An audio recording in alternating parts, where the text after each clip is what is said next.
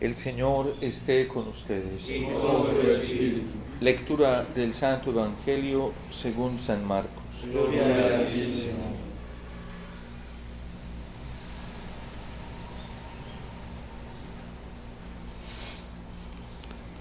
En aquel tiempo Jesús se puso a enseñar otra vez junto al lago y se reunió una muchedumbre tan grande que Jesús tuvo que subir en una barca. Ahí se sentó mientras la gente estaba en tierra junto a la orilla. Les estuvo enseñando muchas cosas con parábolas y les decía: escuche, salió el sembrador a sembrar. Cuando iba sembrando, unos granos cayeron en la vereda. Vinieron los pájaros y se los comieron. Otros cayeron en terreno pedregoso, donde apenas había tierra. Como la tierra no era profunda, las plantas brotaron enseguida, pero cuando salió el sol, se quemaron y por falta de raíz se secaron. Otros granos cayeron entre espinas. Las espinas crecieron, ahogaron las plantas y no las dejaron madurar. Finalmente, los otros granos cayeron en tierra buena. Las plantas fueron brotando y crecieron y produjeron el 30, el 60 o el 100 por uno. Y añadió Jesús: el que tenga oídos para oír, que oiga. Cuando se quedaron solos, sus acompañantes y los 12 le preguntaron qué quería decir la parábola. Entonces Jesús les dijo: a ustedes se les ha confiado el secreto del reino de Dios. En cambio, a los que están fuera, todo les queda oscuro. Así, por más que miren, no verán. Por más que oigan, no entenderán, a menos que se arrepientan y sean perdonados. Y les dijo a continuación: si no entienden esta parábola, ¿cómo van a comprender todas las demás? El sembrador siembra la palabra. Los granos de la vereda son aquellos en quienes se siembra la palabra, pero cuando la acaban de escuchar viene Satanás y se lleva la palabra sembrada en ellos. Los que reciben la semilla en terreno pedregoso son los que al escuchar la palabra de momento la reciben con alegría, pero no tienen raíces, son inconstantes y en cuanto surge un problema o una contrariedad por causa de la palabra, se dan por vencidos. Los que reciben la semilla entre espinas son los que escuchan la palabra, pero por las preocupaciones de esta vida, la seducción de las riquezas y el deseo de todo lo demás que los invade, ahogan la palabra y la hacen estéril. Por fin, los que reciben la semilla en tierra buena son aquellos que escuchan la palabra, la aceptan y dan una cosecha. Unos de 30, otros de 60 y otros de 100 por uno. Palabra del Señor. Gloria a ti, Señor Jesús.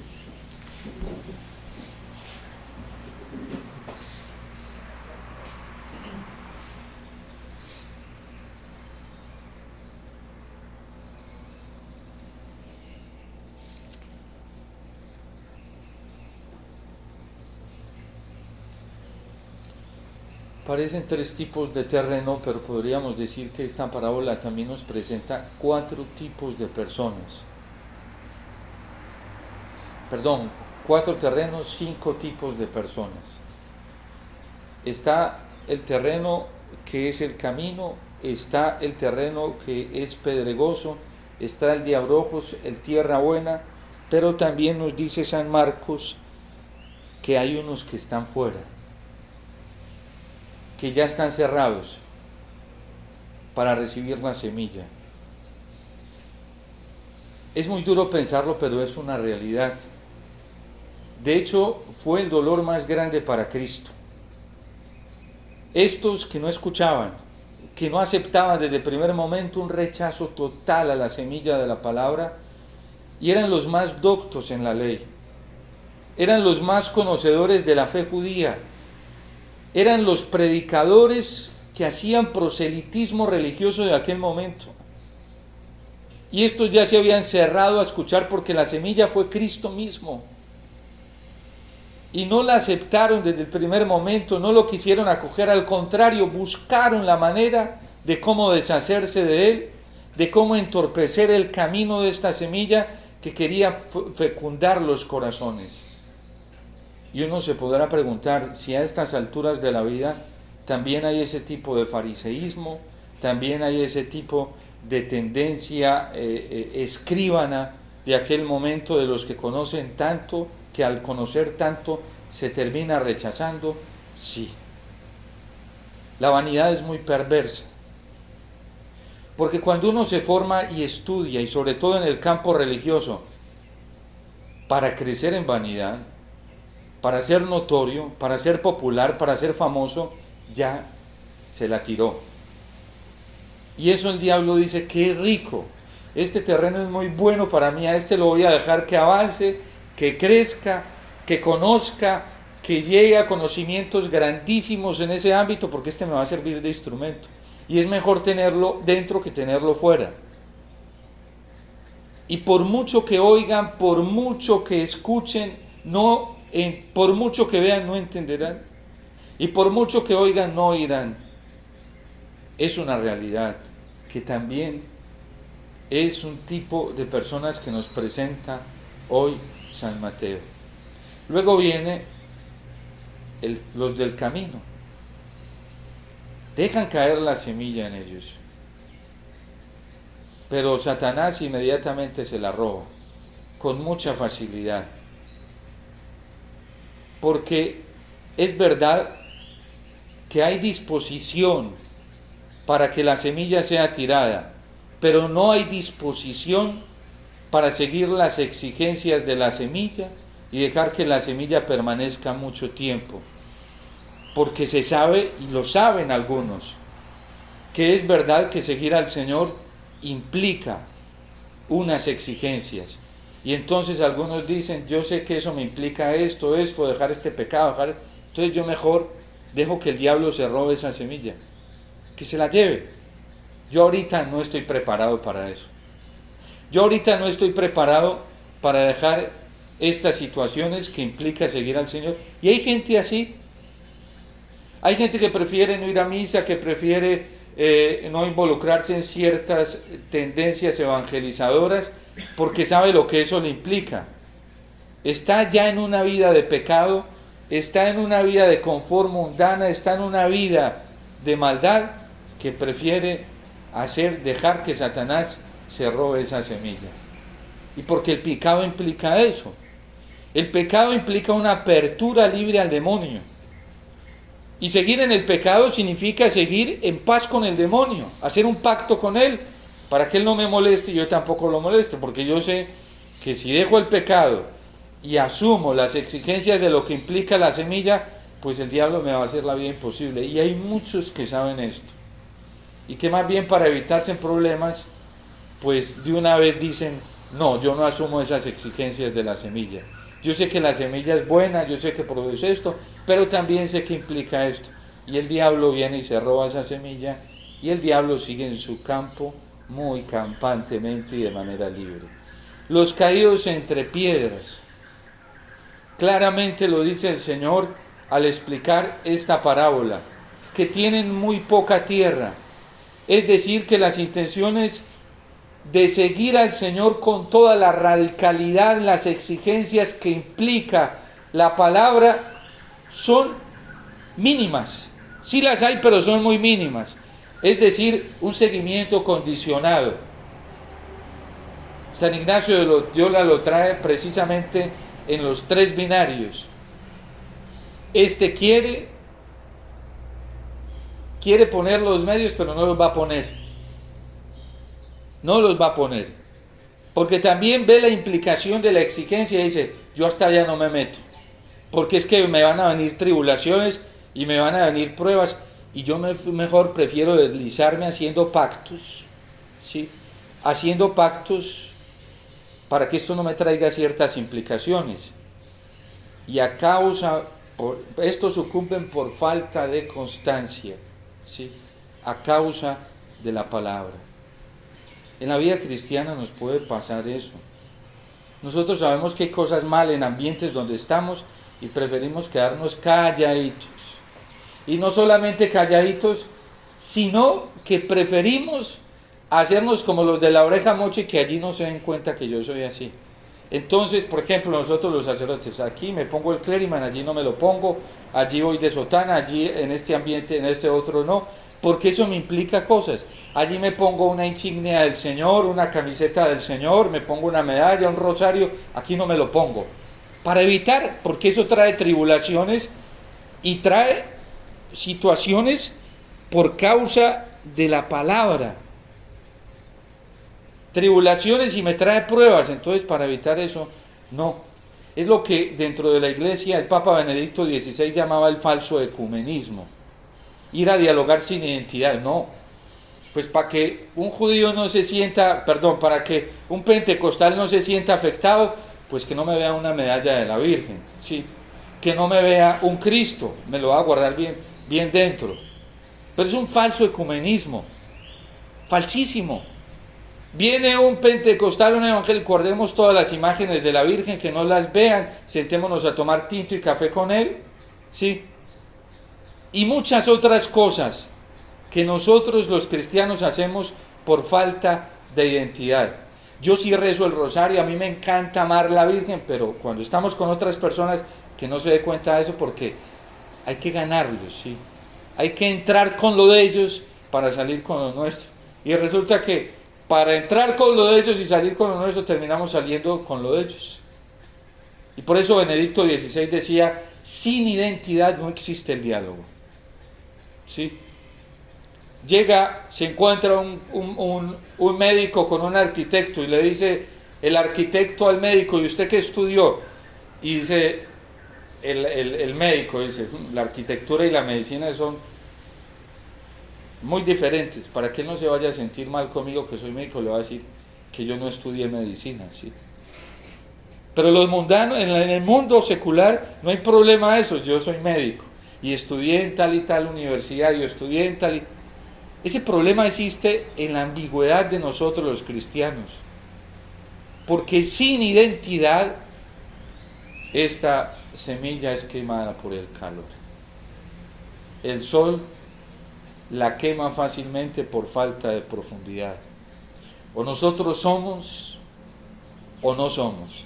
Y somos íntegros o no somos, o no vamos a servir para producir frutos. Porque uno tiene que ser íntegro en lo que profesa.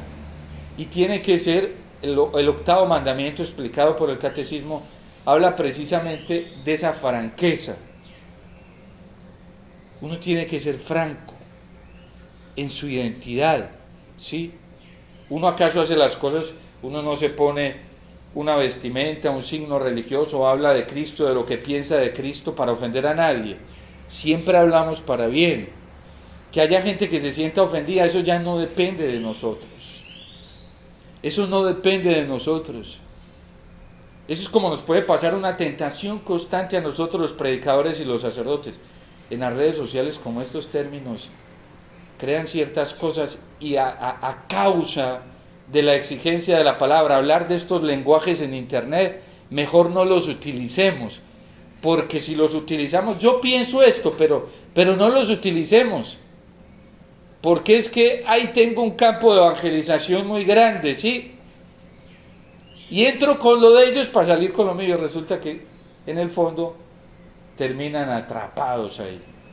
Miren, hay un fenómeno ahorita, sacerdotes que están dejando su ministerio sacerdotal han entrado en este campo de las redes. Entraron con buenas intenciones. Yo no sé si eran tan puras o tan rectas, pero eran buenas. Por eso la iglesia nos enseña que no bastan las buenas intenciones. Las intenciones tienen que ser puras y rectas. No es lo mismo hablar de buenas intenciones que hablar de rectitud y de pureza de intención en el ámbito cristiano, porque son cosas muy diferentes. De buenas intenciones está lleno el infierno. Gente buenintencionada, allá hay. El Papa Benedicto XVI, en un ensayo escrito sobre el tema de la conciencia, hablando de Hitler, dice que Hitler tenía buenas intenciones. Y con buenas intenciones acabó con judíos y de la manera más desastrosa atentó contra la dignidad de la persona humana, pero tenía buenas intenciones. ¿Qué buena intención tenía? Un principio nacionalista. Él quería darle identidad a su patria, Alemania. Era una buena intención, pero es que el fin no justifica los medios. Yo tengo buenas intenciones, y como tengo buenas intenciones, entonces ahora estoy calificado para hacer lo que quiera.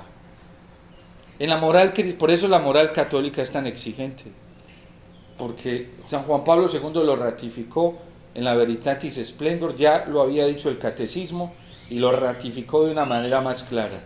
A las buenas intenciones hay que añadirle las obras, tienen que ser consecuentes con las intenciones. Entonces hoy hay cantidad en la iglesia así que de buenas intenciones, pero haciendo de todo dañino y dañando almas, y eso no se puede. Nosotros tenemos que ir porque la exigencia de la palabra implica mucho sufrimiento, implica persecución, y hoy sí que es cierto, implica pruebas, y todos estamos llamados a asumir eso. Yo el primero como sacerdote, pero todos, si queremos ser tierra buena y entrar al reino de los cielos. Por eso ahí están nuestros hermanos en el purgatorio, porque seguramente dejaron filtrar muchas cosas que no eran tan buenas, y unos más, otros menos, ¿sí? Y ahí están los niveles de purificación, porque seguir al Señor con las exigencias que trae Él, eso implica muchísimo sufrimiento. Miren, a Cristo desde antes de nacer le implicó eso, pruebas y sufrimiento. No había un lugar para Él en Jerusalén, y era el dueño de todo. Por eso Él le dice a David: no vas a ser tú el que me construyas un lugar, porque es que no, el lugar digno lo voy a construir yo mismo. De hecho, con la encarnación empezó la construcción de ese templo. Bueno, desde antes de la encarnación. Lo que pasa es que la encarnación preveyó un lugar santo como era la Virgen.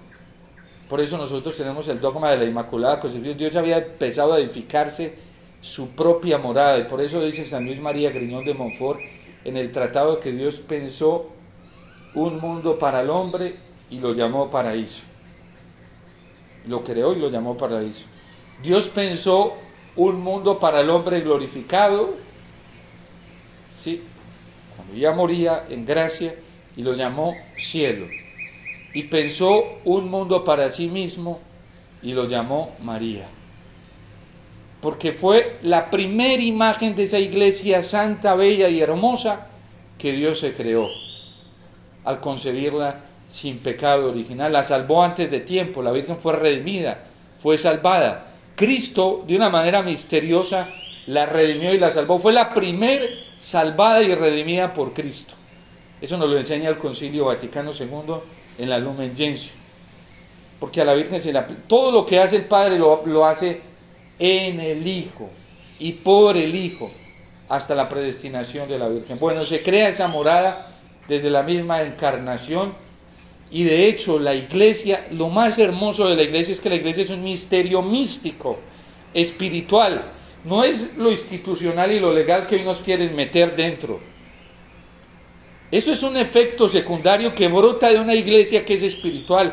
Y para estar dentro de esta edificación viva que es la iglesia, necesitamos ser un terreno bueno para producir 30, 70 o el 100 por uno. Asumir las exigencias de la palabra de Dios. Si nosotros no las asumimos, no seremos terreno bueno. Sí, es de ya.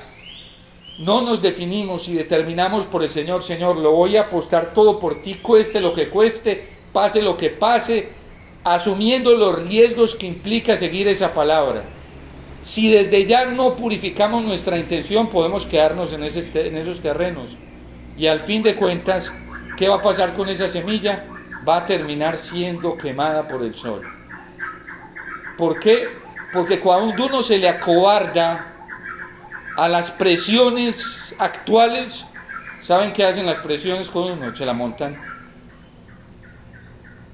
Eso dice San Ignacio, por ejemplo, en las reglas de discernimiento.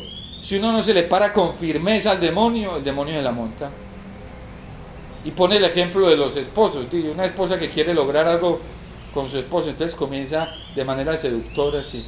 Y si el esposo no se para firme, ¿sí?, en algo que él sabe que no está bien y que no es correcto, ya, perdió el año. No solamente esa vez, la perdió para siempre. Se la monta. Si nosotros desde ya no le mostramos la cara al mal y al mundo y a nuestras concupiscencias, y de una vez no nos determinamos, por eso Santa Teresa hablaba de una determinada determinación. Si desde ya no nos determinamos interiormente por el Señor, pase lo que pase, suceda lo que sea, pierda lo que tenga que perder, al demonio hay que encararlo así, al mundo hay que encararlo así, al egoísmo, al amor propio, a la soberbia hay que encararlos así. Yo estoy dispuesto a perder todo por el Señor. Y todo es todo, hasta mi vida. Es que se va a quedar sin esposo, sin esposa, sin hijos, sin hijas, sin papá, sin mamá, sin hermanos. No importa. No importa. Se va a quedar sin plata, le van a confiscar los bienes, lo que pasaba en los 3 primeros siglos del cristianismo.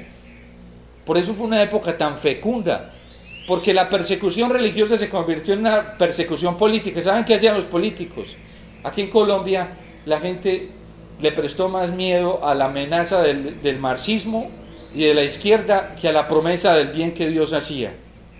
Los cristianos en los 3 primeros siglos, los emperadores eran terribles, porque Roma se comenzó a corromper por el poder y entre ellos había tanta conspiración que eso era un desorden, un caos político. Y los que más pagaban eran los más débiles.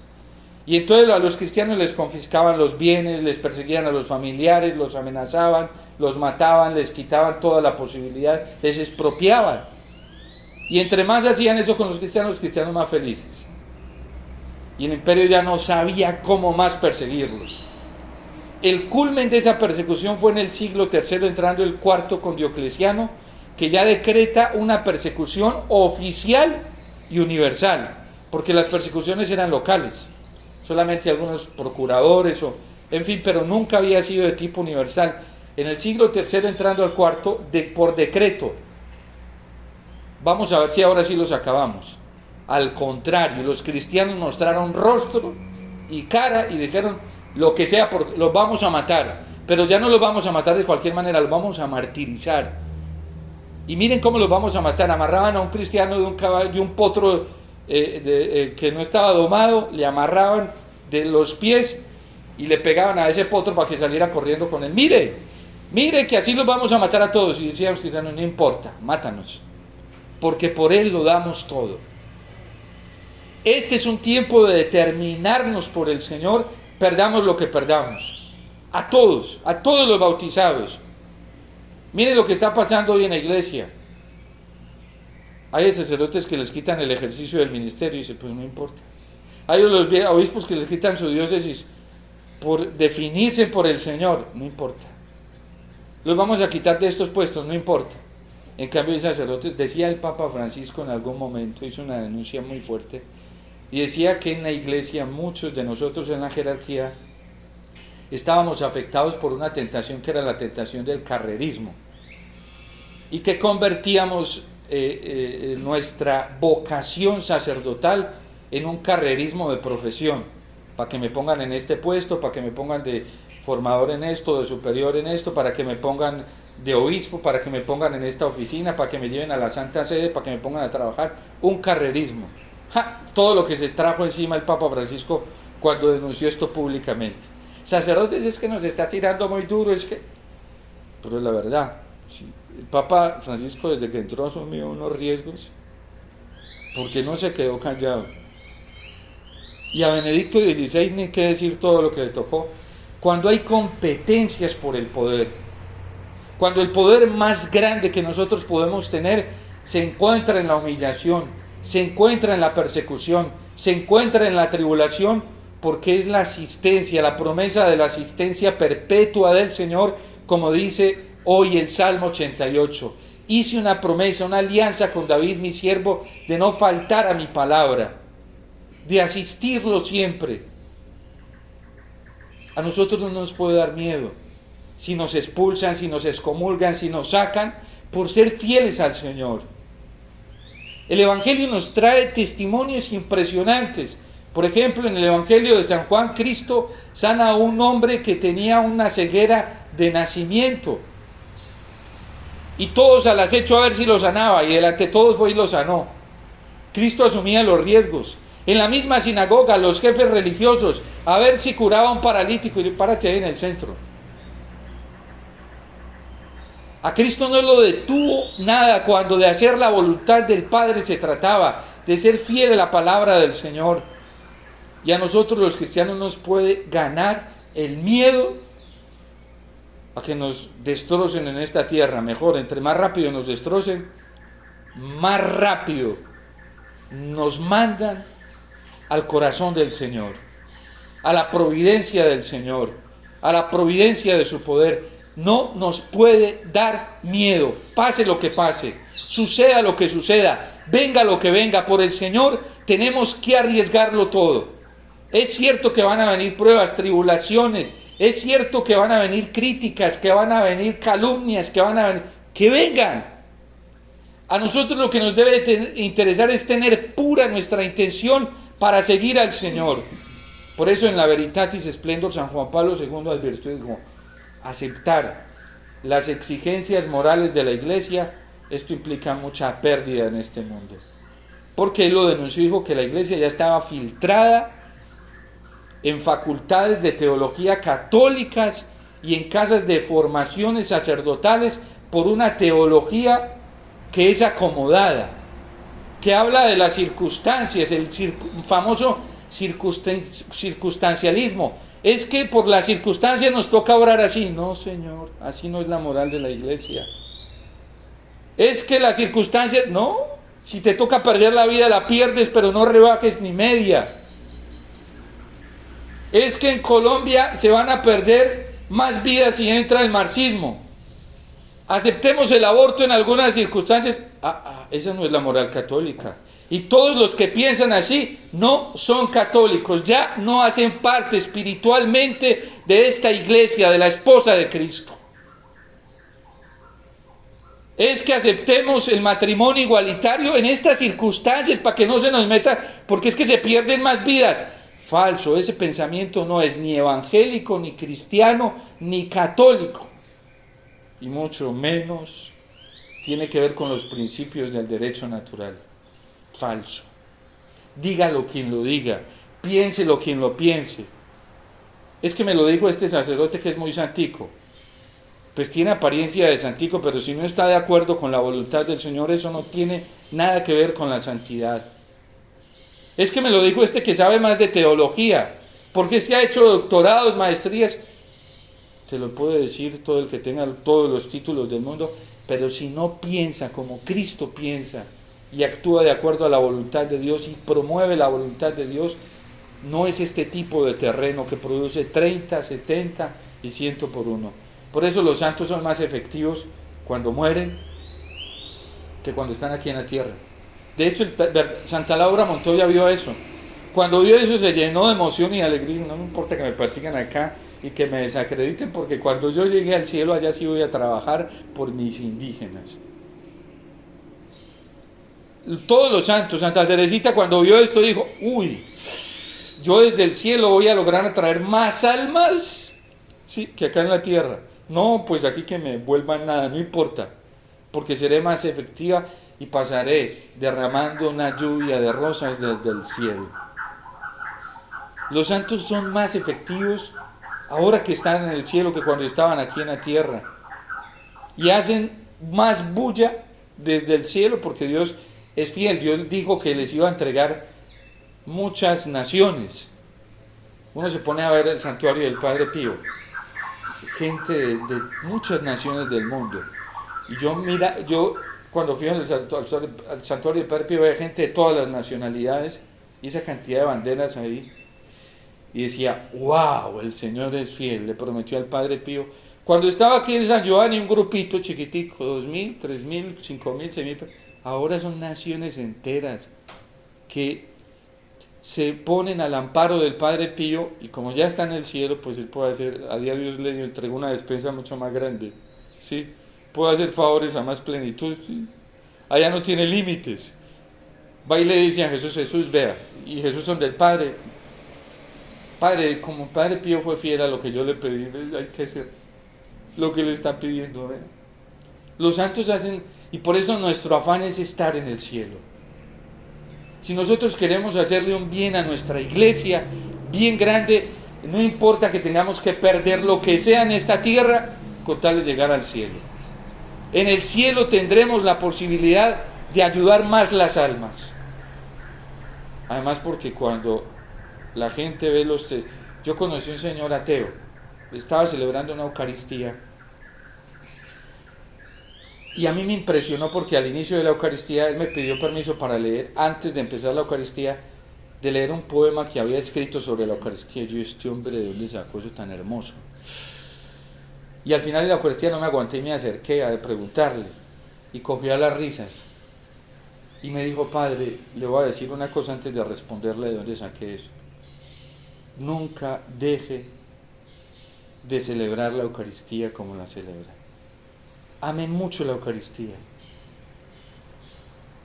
Él había estado en la Eucaristía y estaba llorando, comenzó a llorar, lloraba como me dijo, he sido profesor de universidad durante muchos años, fui ateo, ¿sí?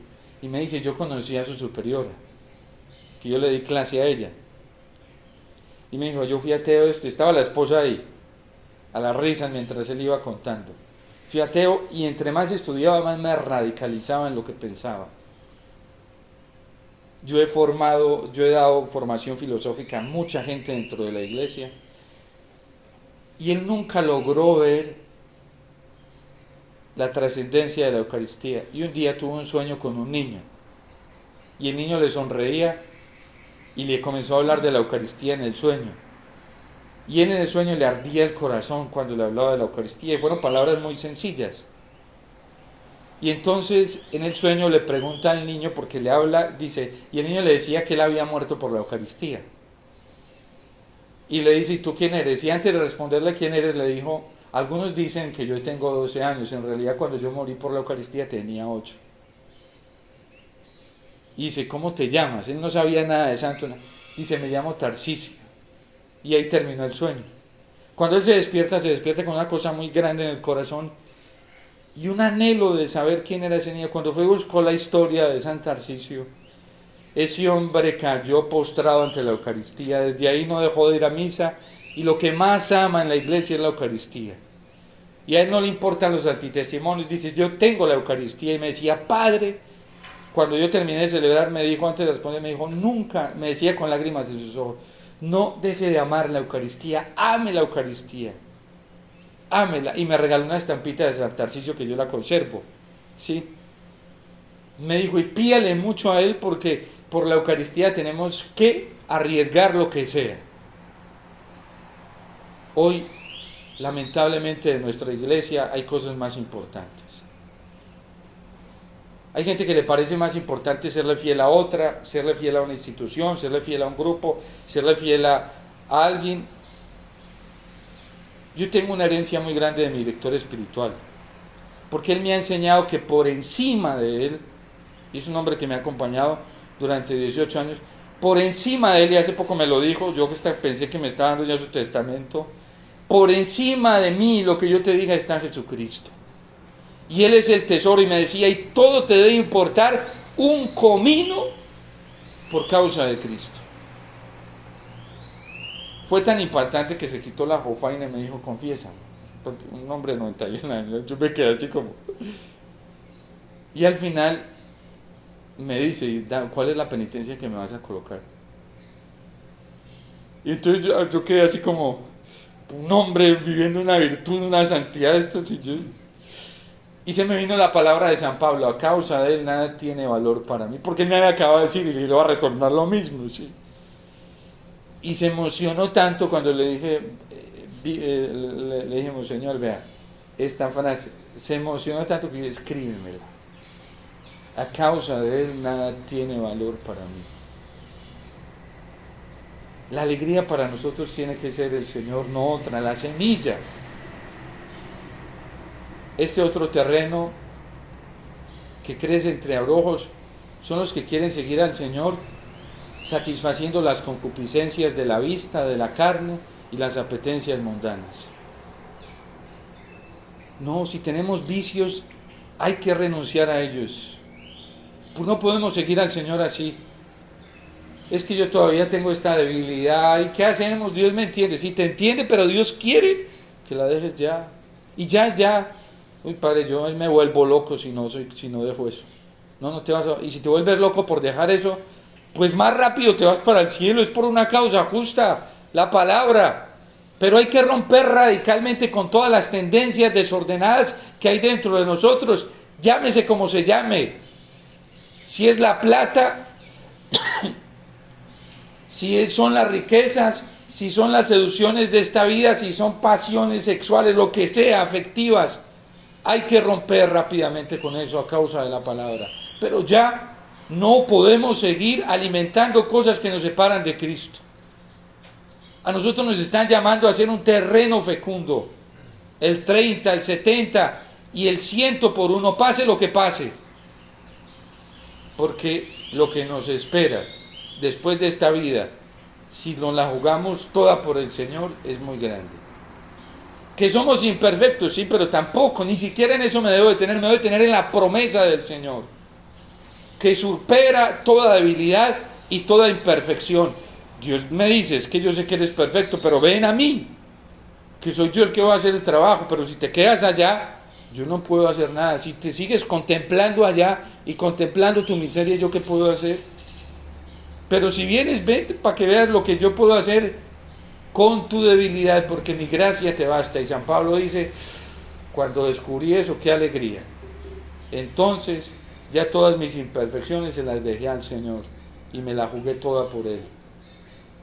Es tiempo de terminarnos por el Señor, pase lo que pase. Y para uno no puede ser más importante ningún valor bueno en esta tierra que Cristo. Llámese papá, llámese mamá, llámese esposo, llámese esposa, llámese hijo, llámese comunidad, llámese lo que sea. Para uno tiene que ser más importante el Señor, Cristo. Una vez mi mamá me vio muy enfermo en la comunidad, yo estaba muy enfermo. Me dio una enfermedad muy grave y ella en medio de su preocupación, ella estaba feliz porque yo estaba ahí, pero en medio de su preocupación me dijo, mijito, usted se enfermó acá. Y es verdad que yo estoy a punto de morirme, fue gravísimo. Y entonces me dijo, vámonos para la casa, mijito. Vámonos que... Y yo le dije, no, mamá, no. Yo le dije al Señor que sí aquí, y haya pasado lo que haya pasado, yo me la juego por el Señor. Y ella lo comprendió en ese momento. Desde ese momento nunca, yo le agradezco eso al Señor. Ella sabe, incluso conmigo ella vive tal suerte y dice, yo a mi interno no lo puedo ver casi, pues yo a veces voy a ver si lo encuentro, y no lo encuentro, pues yo sé que ya le entregó su vida al Señor. Y yo le doy gracias que ella lo haya comprendido. Porque qué duro uno tener que vivir a toda hora pensando si le gustó o no le gustó, si se va a poner triste o no. No. Eso hay que romperlo desde el corazón. Y yo se lo he dicho a ella, mamá, gracias, porque tú entendiste el llamado que el Señor me dice. Por encima, y yo se lo he dicho a ella, por encima de ti está el Señor. Y así, mijito, sí. Yo se lo digo a mi papá, por encima de ti está el Señor. Tú me has dado mucho, ha sido una bendición. Y son un regalo mucho más grande hoy porque lo entienden. Yo se los digo. Y yo se lo digo a mi familia, por encima de ustedes está el Señor. Y todos tenemos, y mamá, por encima de yo, Padre Omar, está el Señor. Sí, mijito, sí. Eso es lo más importante. El Señor. Porque a veces nos vamos manipulando a la gente, queriéndolos hacer someter a nosotros. Y eso es pura manipulación inconsciente de desórdenes esos desórdenes que sofocan la palabra de Dios. No, ni siquiera podemos prestarnos para eso, porque es que nosotros no somos indispensables para nadie. El único indispensable para nosotros es el Señor. Ahora que vengan y le digan, es que si usted no está en este grupo, si no está en este movimiento, si no sigue a esta persona, usted no se va a convertir. Falso, falso.